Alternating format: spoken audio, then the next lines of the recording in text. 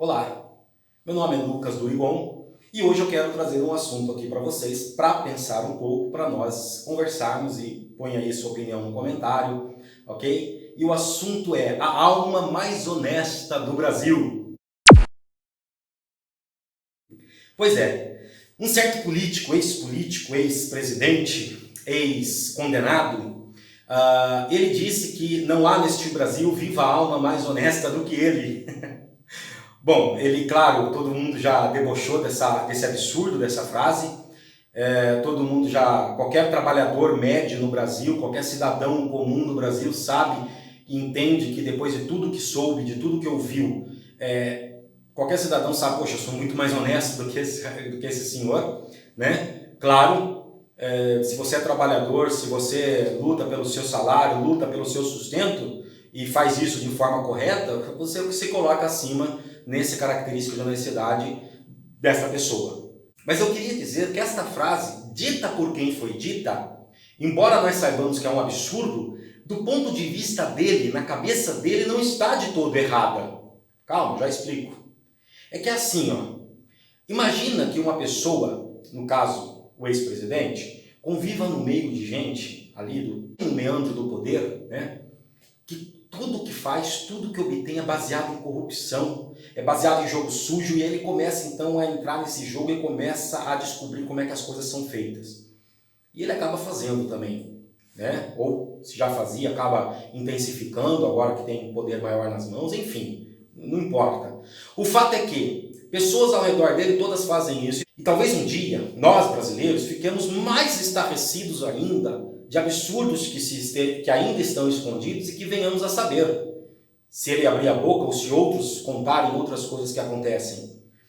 O fato é que, se essa pessoa está ali no meio de tanta gente corrupta e acaba também cedendo e fazendo coisas do mesmo tipo, ele pode fazer uma análise dentro do seu processo mental dizendo, olha quanta coisa esse povo aqui ao meu redor faz.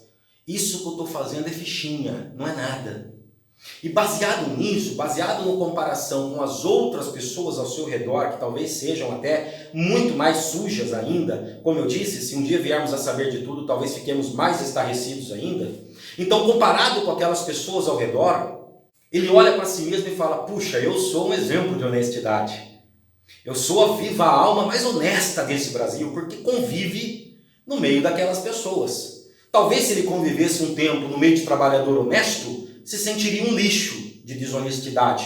Mas o local onde ele convive, quando é cercado por essas questões todas, faz ele se sentir talvez ali menos desonesto, né? Vamos pensar da seguinte forma, tá? Acompanhe comigo a minha linha de raciocínio. Suponhamos que estas qualidades, como honestidade, sinceridade, integridade, essas características do ser humano pudessem ser medidas numa escala de 0 a 10, de forma mais objetiva. Como uma prova de matemática, certo ou errado, marcou ponto, não marcou ponto. Ok? Se fosse possível fazer essa medição, não é possível, mas imaginemos. Vamos usar o exemplo da honestidade e imaginar uma pessoa que conviva no meio de outras pessoas ali numa cidade, num ambiente político, numa determinada religião, enfim. O grupo onde ela convive tem uma média, se fosse possível essa medição por notas, né, por valores objetivos, e o local onde ela vive tem uma média 4 de honestidade. Todo mundo ali, né, uns mais honestos, outros menos, tem, enfim, aquela cidade ou aquele ambiente político, aquele bairro onde ela vive, a média é 4. Só que aquela pessoa, ela tem uma nota 6 de honestidade. Qual que é a sensação dessa pessoa? Ela tem uma nota 6, a maioria ali é nota 4, então ela se sente honesta, ela se sente o máximo, o lugar onde ela convive tem uma média abaixo do que ela pratica. Inclusive ela acha que a qualidade dela tem 2 pontos acima da média de onde ela convive, ela não precisa sequer melhorar mais. Ela se acha o máximo da honestidade, ela se acha o máximo naquela característica, porque ela olha para o seu lado, ela olha ao seu redor e ela não consegue encontrar ninguém que sequer empate ali com ela, talvez um ou outro que também tem uma média um pouco acima, enfim, tem alguma coisa parecida ali com aquela pessoa, mas no geral ali ela se sente um exemplo de honestidade.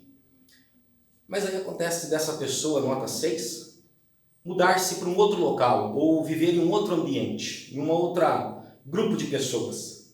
Esse novo grupo de pessoas, esse novo local onde ela vive agora, tem uma nota média de honestidade 8. Bom, aquela pessoa acabou de mudar ali, a nota dela é 6. O que as pessoas ao redor vão dizer dela? O que as pessoas daquela nova região vão dizer? Credo, que pessoa desonesta, que pessoa sem caráter. A honestidade dessa pessoa não vale nada. Por quê? Porque agora ela mudou de ambiente, ela estava acostumada com uma mediocridade nesse aspecto do caráter, no local onde ela convive aquilo era horrível, e ela se mudou para um lugar onde isso é melhor. E agora ela que estava por cima, a média 6 estava por cima daquele grupo anterior, agora ela está por baixo. O grupo atual é melhor do que o que ela estava habituada a praticar. Então veja só, eu entendo a palavra do ex-presidente quando diz que a viva alma mais honesta do Brasil, porque o ambiente que ele vive, certamente, a nota lá deve ser 0,75 e talvez ele fosse 1,5, né? Eu só queria que ele convivesse no meio de trabalhador honesto por um tempo, né? Para poder entender que a honestidade dele ainda tem muito que evoluir. Bom, assim acontece não apenas nesse quesito desta frase com esse cidadão. Isso acontece com muitas pessoas. Vou dar um outro exemplo. Imagine uma pessoa que mora numa cidadezinha do interior, onde a maioria ali, 40 mil habitantes, a maioria ali não tem sequer o ensino fundamental completo. E o nível de escolaridade é muito baixo, as pessoas sequer leem um jornal, enfim. Um local onde não se tem cultura, não se tem ensino. E tem uma pessoa lá que estudou ali o ensino médio, já leu uma meia dúzia de livros, e ela se acha muito inteligente, muito culta no meio daquele povo. Ela anda por aquela cidade lá e todo mundo considera ela um sábio, né? Considera uma pessoa inteligente. E a mesma coisa, vamos supor que a inteligência dela no geral ali está numa nota 5 e aquela cidade ali, aquela região, aquele grupo de pessoas onde ela convive é uma média 3, né? Só que daí essa pessoa se muda para um local, um centro urbano, uma cidade maior, onde as pessoas frequentam faculdades, onde as pessoas têm, no geral, têm no mínimo ensino médio e a grande maioria tem ensino superior. E agora? Essa pessoa que tinha ali uma inteligência, uma sabedoria, nota 5, agora está no meio de um local, nota 8. Como é que ela faz? Ela já não é mais o exemplo de sabedoria, né? A média dela, se fosse comparar com a média do restante do local onde ela convive, ela acabou ficando para baixo agora, certo? Por isso que, não só nesses dois exemplos que eu dei, da honestidade e da inteligência, nas várias características do ser humano, quando a pessoa muda de ambiente, de uma cidade, de grupos, grupo de igreja, grupo de escola, onde ela convive, às vezes há muito problema ali, né? Ocorrem muitas dificuldades nessas situações.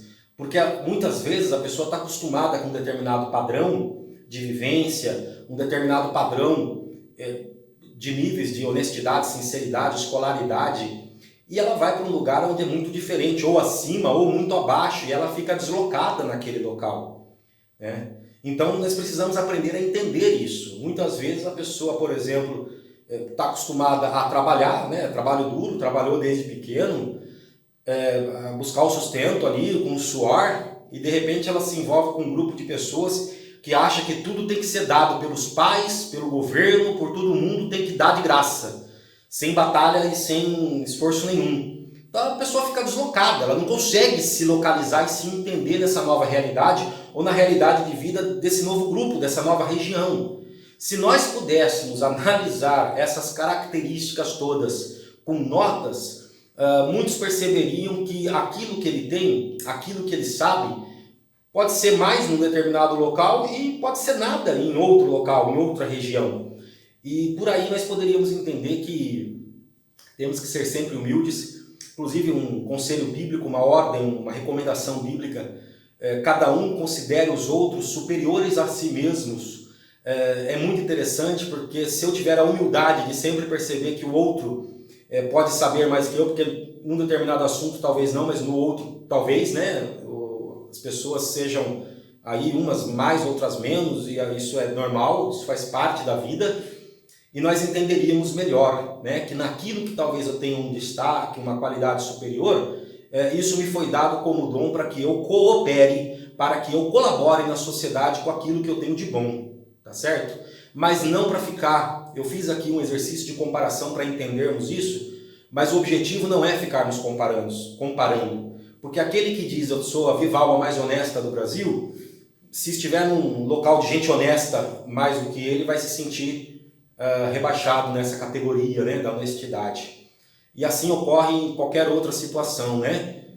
Vale para a beleza, vale para a inteligência, vale para a sinceridade, vale para a disposição e vontade para trabalhar. De repente você está habituado num lugar onde todo mundo gosta de trabalhar só um pouquinho de horas por dia, e você que faz meio período ali se sente um trabalhador acima da média, mas você muda para uma metrópole onde as pessoas no mínimo trabalham 12 horas por dia e agora a sua carga horária parece ínfima comparada nessa nova região, né? Então eu entendo o ex-presidente, mas claro que não dá para concordar, e é claro que nós podemos usar esta frase para entendermos como é que as coisas funcionam e nas nossas próprias vidas, como é que muitas vezes nós avaliamos as coisas baseadas em referências erradas. Qual que é o nosso ponto de referência, o ponto de partida para nos acharmos honestos, inteligentes, isso ou aquilo? Geralmente, se nós não pararmos para analisar bem, a nossa referência é o ambiente em que vivemos. E pode ser que o ambiente em que vivemos seja defasado ou supervalorizado numa característica. E nós temos que tomar esse cuidado também para nos entendermos melhor.